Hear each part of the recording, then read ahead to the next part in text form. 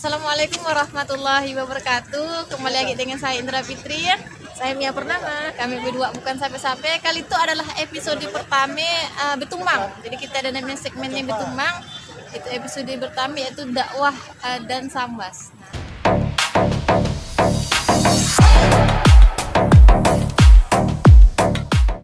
Entah karena saya kurang jarang balik atau gimana kali ini. Kenapa di sambasnya sedikit sekali ya? Tentang bukan sedikit, tidak banyak lah ya mengenai sekolah-sekolah pesantren. Mungkin kaknya bisa spill dulu kenapa ada seni bisa terjadi di Kabupaten Sambas. Oke, sekarang kita lihat gimana kondisi Sambas yang dikenal sebagai seramik Mekah, tapi kok kondisi generasi mudanya miris gitu kan. Saya sih kurang tahu seberapa banyak pesantren di Sambas, tapi yang jelas di mana-mana, entah di daerah mana, di Sambas atau di mana, selalulah pesantren itu seolah-olah seperti tempat buangan kan. Jadi bukan sesuatu yang benar-benar tujuannya untuk mencari Islam, untuk jadikan seorang anak ini bukan, sangat jarang kita temui seorang anak ini masuk pesantren dengan kesadaran dirinya pengen belajar Islam atau pengen kenal agamanya gitu kan. Jarang sekali. Kenapa ya? Karena ternyata itu udah persepsi seperti ya bahwa pesantren itu tempat buangan, bahkan kok persepsi orang-orang tua bahkan kalau anaknya nakal harus ke pesantren, itu tuh udah ditanamkan di jauh hari. Kalau seandainya misal nih Kak Fitri pengen jadi orang pintar, pengen orang yang bisa menguasai berbagai bahasa, pengen sekolah di mana kan? Mau kayak di pesantren sekolahnya? Enggak. Pesantren paling bahasa Arab itu kan? Jarang ya kan? Jadi kalau seolah-olah kalau pengen pintar, pengen jadi orang hebat, orang terkenal, orang sukses lah gitu kan, ya terus bukan pesantren yang pilihan. Kalau masuk pesantren pilihannya kajian bukan lah, paling kan jadi guru ngaji kan. Makanya akhirnya minat terhadap pesantren pun sedikit gitu kan. Nah ternyata gimana sejarahnya, jadi kan namanya orang Islam tuh identik dengan membenci kezoliman. Namanya membenci kezoliman, pasti begitu kezoliman mereka gimana harus caranya bisa melawan kezoliman itu. Nah jadi dulu kan penjajahan. Nah yang paling kuat melawan tadi orang-orang yang paham Islam bahwa itu tuh zolim, makanya mereka akhirnya berjihad. Nah supaya mengurangi semangat mereka dalam jihad, kurangi mereka dalam interaksi mereka terhadap ilmu agama itu kurangi. Akhirnya akhirnya dibuatlah seolah-olah pesantren ini tempat orang-orang yang memberontak. Memberontak kepada penjajah gitu kan. Nah kemudian kita ada mengenal sekolah negeri. Kalau dulu sekolah rakyat, adanya sekolah negeri gitu kan. Itu untuk orang-orang yang sedang-sedang lah, yang tujuannya untuk sekolah ya kan. Sekolah totoan dia ya udah yang penting aku sekolah ya kan. Ada sekolah yang mereka kayak orang-orang pintar, orang-orang keren yang nanti bisa kerja yang bagus-bagus, tapi yang sekolah internasional yang dia menguasai bahasa luar negeri ya kan. Dan itu kan hari ini dilihat bagaimana orang sekolah internasional, sekolah internasional yang keren, gedungnya tingkat ya kan. Kita lihat keluar dari orangnya kilau-kilau ya kan, kayak orang pintar, kecuate dan sebagainya, pintar ya kan. Nah persepsi itu udah tanam. Jadi seolah-olah ada 3 jenis pendidikan gitu kan. Itu kan nggak sama kayak dengan hari itu kan. Dulu tuh seolah-olah ada 3 jenis pendidikan. Pertama sekolah internasional. Hari ini kita mengenal sekolah internasional. Dulu itu sekolah Belanda. Yang ini hanya dimasuki oleh orang-orang bangsawan gitu kan. Sekolah Belanda, sekolah dari penjajah gitu kan. Yang namanya juga sekolah Belanda, pasti mereka kita dapat ilmu lebih lah gitu kan, tentang jadi dokter misalnya sebagainya gitu kan. Kemudian apalagi bahasa jelas gitu kan.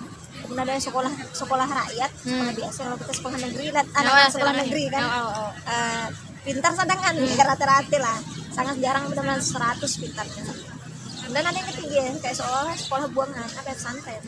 Sampai hari itu kayaknya kalau kita dengar ada orang pintar dari pesantren, wah masih diragukan lah nih kepintarannya. Walaupun hari itu ada di sekolah di Sambas, ada sekolah masya Allah luar biasa sekolah pesantren. Tapi kayaknya kurang tahu ya, saya bilang jarang balik kita jarang balik gitu. Jadi intinya ternyata persepsi kita terhadap sekolah itu pun udah dibangun sejak zaman penjajahan, bagaimana Islam itu harus dijauhkan dengan kita sebagai seorang muslim gitu kan. Padahal kita tahu Sambas bisa jadi luar biasa, bahkan jadi daerah terpantang bahkan di luar gitu kan. Kalau kita mana-mana sama sih kan kenal saya sama heran kurang tahu sama sih rasa di Pitok rasanya ya kan ya. Ternyata karena tadi keagungan mereka dan kenapa ya dengan ada Islam di sana. Kita tahu dulu kan ada kerajaan Sambas dan berubah jadi kesultanan kan. Apa yang menyebabkan berubah? Tadi semangat perjuangan untuk hidup Islam kan, semangat dakwah Islam. Dan dakwah itu pastilah dapat dari mereka tahu Islam. Coba kalau anak muda tahu Islam, ya kan? Tujuan hidupnya itu apa sih? Kan pasti tujuan hidupnya semacam-macam tadi. Kalau dia nak pintar, gimana cara hanya bertahan hidup untuk hari itu? Kalau dia pintar, gimana cara mengayakan diri orang? Nah, tapi kalau orang yang tahu Islam pasti akan ada. Kalau dia melihat kesusahan tadi orang akan bantu. Kemudian kalau mau iman akan dipulangkan gitu. Berarti ternyata sisa dari penjajahan ternyata masih berdampak ke sini tuh lah KI bahasanya ya. Nah, dalam pendidikan masih sampai saat itu belum hilang. Dalam arti bagaimana penjajah dulu membuat membuat Islam ini kayaknya samar, masih kabur dalam kehidupan kita. Lalu Kak, gimana sih Kak kita itu sebagai pemuda terutama untuk menumbuhkan jiwa tadi gimana dulu sama dikenal sebagai orang-orang yang pejuang lah bahasanya. Luar biasa kan kalau kita dengar Sambas biasanya orang identik orang yang suka nak merantau nuntut ilmu. Nah kini kan kebanyakan orang merantau tapi ini di TKI. Astagfirullahaladzim, betul. Nah, iya. Dengan kakak ngomong merantau nuntut ilmu benar gitu kan. Kan kita ada kenal Syekh Khatib Sambas sih, insya Allah ya, dikenal di mana-mana jadi guru banyak orang gitu. Ternyata apa? Tadi merantau nuntut ilmu sehingga sampai akhirnya sama terkenal sebagai Rami Mekah gitu kan. Kenapa? Karena banyaknya ulama-ulama gitu kan. Gimana menimbulkan semangat dia jelas harus paham dulu sih, paham hakikatnya. Menurut saya pribadi sih harus kenal sih kebesaran Sambas saya sendiri, bukan hanya sebagai tempat tinggal gitu ya, bukan hanya sebagai bahasa yang beda dari yang lain, bukan hanya sekedar kampung gitu ya, tapi lebih dari dia kita mengenal kehebatan kan katanya kalau kita kenal sejarah maka kita bisa kembalikan sejarah ini. Dan sejarahnya ya harus dipahami gitu kan. Kemudian pahami juga kenapa bisa hebat sama seperti dia. Karena semata-mata karena ada Islam di sini. Islam seperti apa yang mereka pelajari, bukan cuma sekedar tahu sholat. Mau cuma tahu sholat, anak harus sampai ke Makkah sampai jadi guru kan ya. Nah anjo sampai harus berdakwah sampai nak buat kerajaan kesultanan Sambas kan, ya kan. Dan sejarah-sejarahnya harusnya menjadi penyemangat kita. Orang-orang hebat lahir dan ngalir darahnya dari diri kita tuh teralir darah orang hebat itu gitu. Padahal seandainya benar-benar kita telusuri asli pasti sama sih kita telusuri BKS Bejireh kan kita telusuri kita kayaknya pahlawan sebenarnya pejuang ini gitu kan. Kita kenal sejarahnya, kemudian berbanyak literasi gitu kan. Tapi sayangnya susah ya kemudian syukuri kau adalah lahir dari darah pejuang kemudian lahir sebagai seorang muslim. Nah kemudian tentang Islam itu sendiri sungguhnya mereka itu sampai sekuat dia kaji merantau jauh-jauh ilmu jadi orang hebat di tempat tetangga si hebat kenapa?